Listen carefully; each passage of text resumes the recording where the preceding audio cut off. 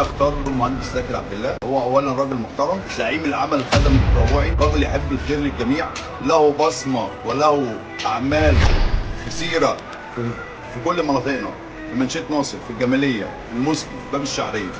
يحب الناس، يحب الخير للجميع. اتمنى ان ربنا يوفقك يا باشمهندس، انا واسرتي في حي المسكي، وايدك وارشحك، وكل التمنيات القلبيه لك بالنجاح والتوفيق.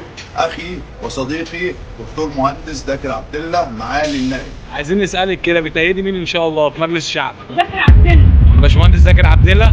بكل الحب ان شاء الله، بكل التقدير ان شاء الله، ربنا يوفقه. يا رب، اللهم امين. انا فتحي الحسينيه انتخب باشمهندس زاكر لانه راجل من احسن الناس. انا شيخ طلبه من منشيه ناصر، بنحب الباشمهندس زاكر، بندعمه وبنأيده. كلنا في ظهرك، انا واهلي واصحابي وعيلتي، كلنا وراك يا باشمهندس بالنجاح والتوفيق ان شاء الله.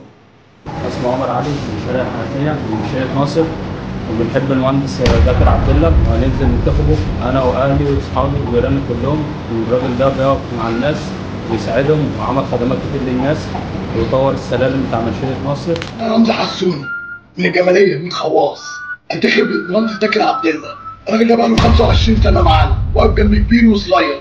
زكي عبد الله ده المفروض كان مسك من زمان، هو يعني راجل محترم، وانا هجيب عيلتي واجيب اسرتي